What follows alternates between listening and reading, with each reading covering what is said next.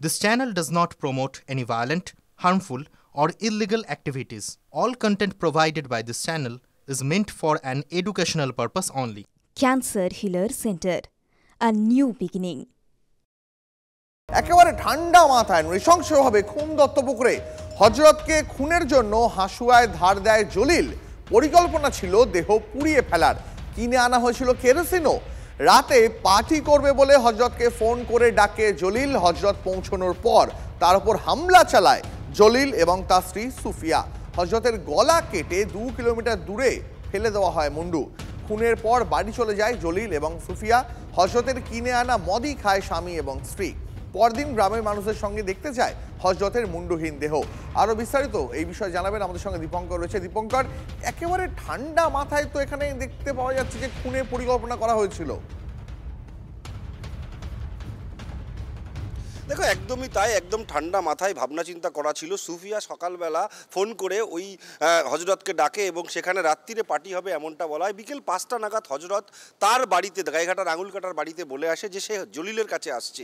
এবং এই যে তোমাকে আমি দেখানোর চেষ্টা করবো, এই যে বামুনগাছি স্টেশন, এই বামুনগাছি স্টেশন থেকে জাস্ট এই একদম পায়ে হাঁটা দূরত্ব, সেখানে হযরত চলে আসে এবং যাওয়ার আগে হযরত বামুনগাছি স্টেশন চত্বর থেকে এই মদ কেনে।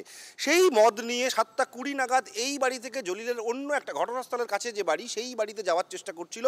সেই সময় আচমকা ঠিক 7টা 40 নাগাদ পুলিশের যা এখনো পর্যন্ত অনুমান, পেছন দিক থেকে হাতুড়ির বাড়ি মারে এবং তারপর লুটিয়ে পড়ে। সেখান থেকে যে চিত্র আমাদের সকলের জানা। কিন্তু এরপর জলিল এবং সুফিয়া তারা কি করলো, এই প্রশ্ন ছিল আমাদের। যে মদ হযরত কিনে নিয়ে গেছিল মার্ডার করবার পর, সেই মদ তারা বাড়ি গিয়ে খায়। এবং তারপর দিন যখন গ্রামের মানুষ দেহ উদ্ধার জানতে পারে, চিৎকার চেঁচামেচি হয়, মিডিয়া আসে, পুলিশ আসে, তখন তারাও গ্রামের মানুষের মতো আসে এবং দেখভাল করে। কিন্তু তারা ওভার কনফিডেন্ট ছিল। পুলিশ যা বলছেন বা পুলিশকে তারা যা বলেছেন, তারা যেহেতু মুন্ডু পাওয়া যাবে না তারা নিশ্চিত ছিল, সেই জন্য দেহ আইডেন্টিফাই হবে না এবং তারা নিজেরা ফাঁসবে না, এমনটা তারা একদম ভেবেছিলেন। কিন্তু সমস্যা হয়ে যায় যখন কিনা হযরতের বাড়ি থেকে ফোন আসে। হযরতের স্ত্রী ফোন করে জলিলকে জানতে চায় যে সে কোথায়, কারণ হযরত বাড়িতে বলে এসেছিল জলিল এর বাড়িতে আসছে। এই সময় তারা ভাবনা চিন্তায় পড়ে যায় কি করতে হবে। তখন বলে মিসিং ডায়েরি করো এবং তারপর সে জম্বু চলে যায়। এখান থেকেই কিন্তু ঘটনার সূত্রপাত এবং পুলিশ এই জায়গাটা একদম গুরুত্ব দিয়ে যদিও হযরত তার বাড়িতে জলিলের বাড়িতে আসছে না বলে আসতো, তাহলে কিন্তু এই ঘটনা এত তাড়াতাড়ি নিশ্চিত করা সম্ভব ছিল না। যদিও 17 দিন লেগে গেছে, কিন্তু এত তাড়াতাড়িও নিশ্চিত করা সম্ভব ছিল না। এখনো পর্যন্ত মুন্ডু উদ্ধার হয়েছে এবং এই যে ডোবা রয়েছে এই নয়নজুলি, এর মধ্যে কিন্তু মোবাইল ফেলেছে সুফিয়া, এমনটা দেখাচ্ছে। সেই মোবাইল তোলা হবে। কিন্তু গতকাল ডিএমজির যে টিম নেমেছিল তাতে এর ভেতরে নেমে এইভাবে মোবাইল উদ্ধার করাটা কঠিন। সেই জন্য পুলিশের এখন যে প্রাথমিক কাজ, এই নোংরা সরানো হবে এবং এই জল ছেঁচে পরিষ্কার করা হবে, এমনটা তারা মনে করছেন। দুদিকে আলাদা করে বাদ দিয়ে আলাদা একটা জায়গা তৈরি করে নেওয়া হবে। তার মধ্যে থেকে একেবারে দীপঙ্কর, একটা হত্যাকাণ্ডকে চাপা দেওয়ার জন্য এখানে কিভাবে ঠান্ডা মাথায় পরিকল্পনা করা হয়েছিল তা অনেকটাই স্পষ্ট এখনো। অনেক ধন্যবাদ তোমাকে। আর এর পাশাপাশি এই মুহূর্তে আরো একটা বড় খবরের নজর রাখবো। ব্রেকিং নিউজ আসছে ট্যাংরা থেকে। ট্যাংরায় হারহিম করা হত্যাকাণ্ড। 2 ভাই সংঘাতে 2 মহিলা এবং 1 শিশু খুন।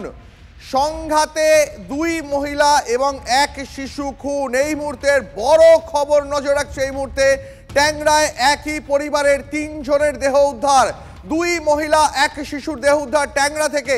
সুজয় আমাদের সহকর্মী আমাদের সঙ্গে রয়েছেন টেলিফোন লাইনে। সুজয়, ঠিক কি ঘটেছে, কি অভিযোগ? দেখো, প্রাথমিকভাবে যেটা জানা যাচ্ছে যে গ্রেফতার করা হয়েছে প্রসূন দে এবং প্রণয় দে নামে 2 ভাইকে এবং তাদের বিরুদ্ধে যেটা অভিযোগ বা পুলিশ সূত্রে যেটা জানা যাচ্ছে যে তারা নিজেদের 2 স্ত্রী এবং তার 1 সন্তান তাদেরকে হত্যা করে পালানোর চেষ্টা করছিল এবং সেইভাবে যখন পালানোর চেষ্টা করে তখন পালানোর চেষ্টার মুহূর্তেই পুলিশের কাছে ধরা পড়ে এবং ধরা পড়ার পর তাদের গতিবিধি থেকে পুলিশের সন্দেহ হয় এবং সেই সময় সন্দেহ হওয়ার পর তাদের পুলিশ চেপে ধরে এবং জেরা করায় তারা খুনের কথা স্বীকার করেছে এবং কি কারণে এই খুন এবং কিভাবে খুন করা হয়েছে সেটা পুলিশ তদন্ত করে দেখছে। ট্যাংরা থানার পুলিশ হোমিসাইড শাখা ইতিমধ্যেই ঘটনাস্থলের উদ্দেশ্যে রওনা দিয়েছে এবং শহরের বুকে কিন্তু অত্যন্ত নৃশংস একটি ঘটনা যে একই পরিবারের 3 সদস্যের দেহ পাওয়া গিয়েছে, যার মধ্যে 2 জন মহিলা এবং 2 জন মহিলা এবং একটি বাচ্চা রয়েছে। এবং এই মুহূর্তে ঘটনাস্থলের উদ্দেশ্যে লালবাজার হোমিসাইড শাখা, লালবাজারের সায়েন্টিফিক উইং তারা পৌঁছেছে এবং কখন এই ঘটনা ঘটানো হয়েছে, কিভাবে ঘটনা ঘটানো হয়েছে সমস্তটাই এখন পুলিশের তদন্তের আওতায় রয়েছে। এবং রীতিমতো এলাকায় একটা চাঞ্চল্য এবং আতঙ্কের পরিবেশ সৃষ্টি হয়েছে যে কেন এই ঘটনা ঘটালো, কি কারণে ঘটনা ঘটালো এবং কিভাবেই বা খুন করা হয়েছে সেটাও কিন্তু স্থানীয় মানুষজন ভেবে উঠতে পারছেন না যে কেন এরকম ভাবে। তবে এই ঘটনার পেছনে কোনো পূর্ব পরিকল্পনা রয়েছে নাকি আকস্মিক কোনো অশান্তি বা গোলমালের জেরে এইভাবে নৃশংসভাবে হত্যা করা হয়েছে সেটা কিন্তু পুলিশ খতিয়ে দেখছে। এবং কেনই বা একই পরিবারে একই সাথে এরকম একটি ঘটনা হলো সবটাই এখন এটা অত্যন্ত চাঞ্চল্যকর একটা অভিযোগ এবং তার সঙ্গে একই সঙ্গে মানে এমন নৃশংস হত্যাকাণ্ড, একই পরিবারে 3 জনের দেহ উদ্ধার, 2 জন মহিলা, 1 জন শিশুকে খুন করে 2 জন পালানোর চেষ্টা করছিল, অভিযুক্ত 2 ভাই। কি কারণে খুন, কেন এত আক্রোশ, এখনো পর্যন্ত পুলিশের কি অনুমান কিছু জানতে পাওয়া যাচ্ছে? দেখো, আপাতত পুলিশ তাদেরকে আটক করেছে এবং আটক করে জিজ্ঞাসাবাদ করা হচ্ছে, তাদের কাছ থেকে জানার চেষ্টা করা হচ্ছে। তার কারণ প্রাথমিকভাবে তারা কিন্তু খুনের কথা কবুল করেনি, তারা পালানোর চেষ্টা করছিল। পালানোর মুহূর্তেই তাদেরকে ধরা হয় এবং যেটা প্রাথমিকভাবে জানা যাচ্ছে যে পালাতে গিয়ে তারাও দুর্ঘটনার কবলে পড়ে এবং সেই সময় তাদের গতিবিধি, তাদের কথাবার্তা, তাদের আচরণ দেখে পুলিশের সন্দেহ হয়, স্থানীয় বাসিন্দাদের সন্দেহ হয় এবং সেই সময়ই তাদেরকে আটক করা হয়। আটক করে যখন দীর্ঘক্ষণ জেরা করা হয় তখন তারা পুলিশের জেরায়, পুলিশের চাপে তারা স্বীকার করতে বাধ্য হয় যে তারা এরকম একটি নৃশংস ঘটনা ঘটিয়েছে। এবং সেই তারপর থেকেই কিন্তু পুলিশ তারপর ঘটনাস্থলে পৌঁছয়, ট্যাংরা থানার পুলিশ ঘটনাস্থলে পৌঁছেছে, মৃতদেহ উদ্ধারের কাজ চালানো হচ্ছে, মৃতদেহ উদ্ধার করে ময়না তদন্তে পাঠানো হবে পুলিশের তরফ থেকে যে কিভাবে হত্যা করা হয়েছে।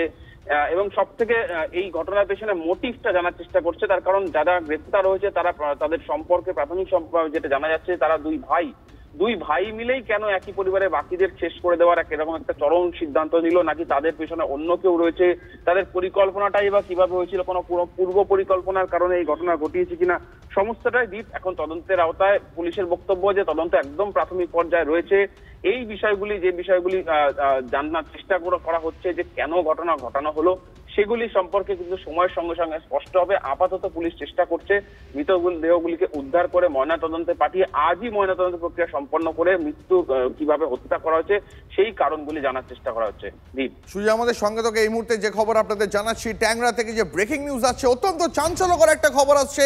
একই পরিবারের 3 জনের দেহ উদ্ধার, 2 মহিলা, 1 শিশুর দেহ উদ্ধার হয়েছে।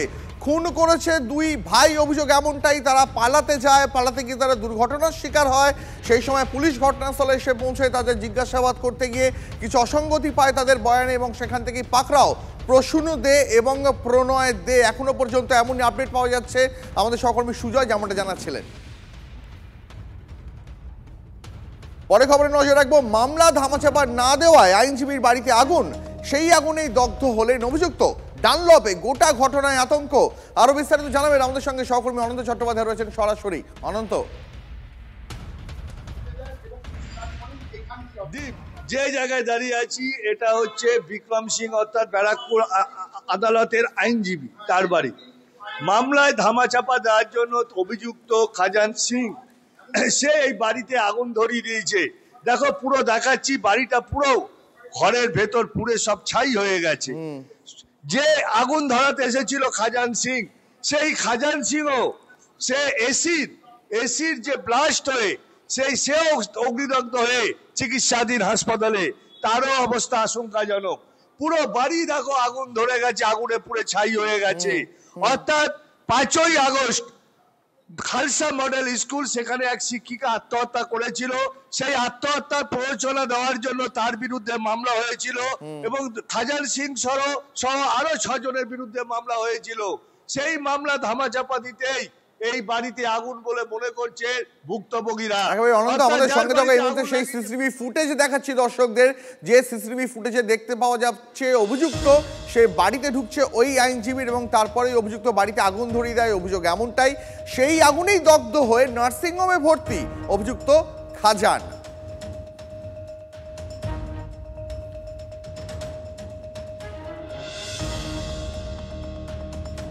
দিনে সব কোটা পাঞ্জাবে গিয়েছে, বিয়ে শাদি চলছে। এই 8খানা ফ্ল্যাটের মধ্যে 3খানা লোক রয়েছে। ভয়, রাত্রিরে ঘুম আসে না। এখনো আগে চোখে ঘুম পুরো হয়নি, একই কথা মাথায় ঘুরছে পরপর। যদি আগুনটা, যদি সিলিন্ডারটা বাস্ট হয়ে যেত তলায় মার্কেট কি হতো।